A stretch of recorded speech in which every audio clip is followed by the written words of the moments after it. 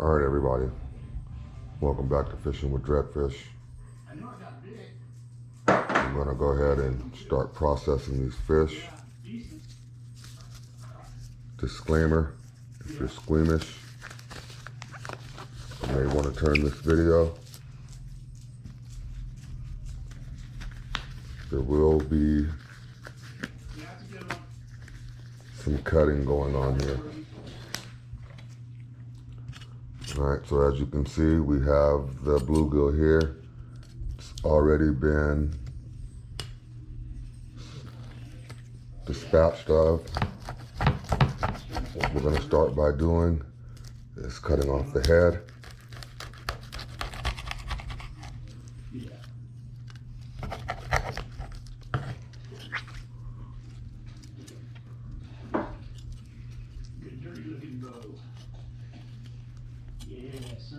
Of course, it's slippery right now.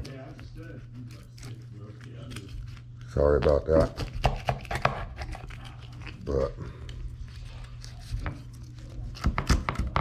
we go ahead and do this. I'm trying to save as much of the meat as I possibly can. Once we do that, I go in the middle, cut through that way, remove the intestines, everything else there that I don't want. Use my finger,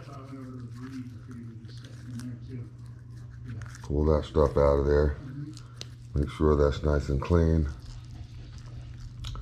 It's up to you whether or not you want to remove these fins. I'll go ahead and do it.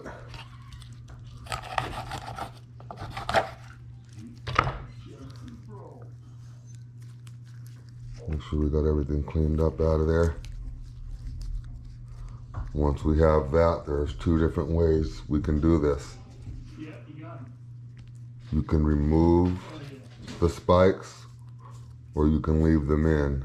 Me personally, I leave them in because once you cook it and you fry it the way I fry them, this will pull right out, the bones will be clean, and it'll save a lot of the meat.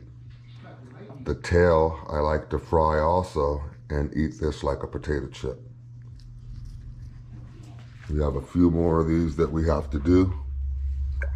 Once we do, I'll show you exactly what I use. This is my only tool to scale the fish. Stay tuned. Okay, everybody, we're back. Let me show you what I do here.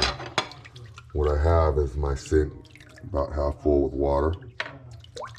I have my fish that I've already cleaned. Anything left behind, you want to make sure to go ahead and clean that out while it's in the water. Each piece is a little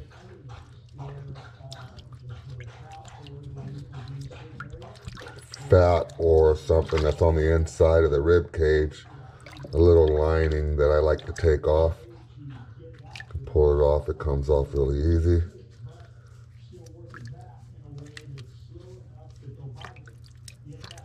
Make sure I get all of that out of there really quick.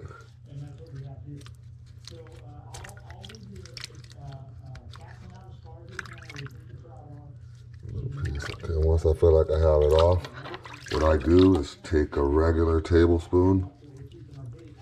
I hold my fish under the water, and then I scrape it. And just like that, all of the scales are removed, and you do it without making a mess in the kitchen. All right, well, if you could see that, but everything is off of here. Make sure I get them off the ends here. And I'll show you again how very smooth this is. There are no scales on this side. This side still has them.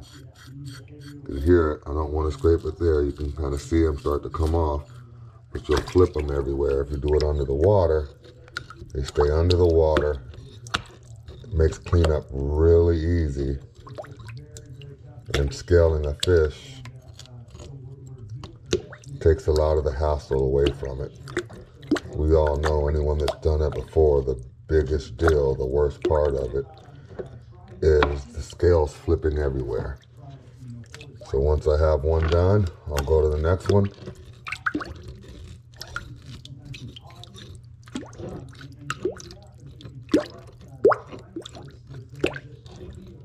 This here is a very large one.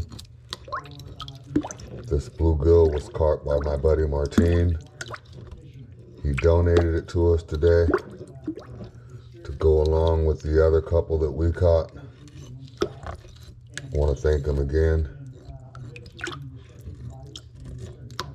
You can see his son actually catch the 12-pound carp that was caught today while I was out there.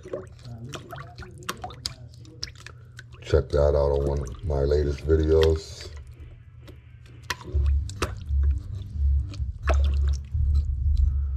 Again, you can see we've completely cleaned 2 bluegill. If you've seen me out Lake Perris, you know that I'm a big guy, 6'3", 200 pounds.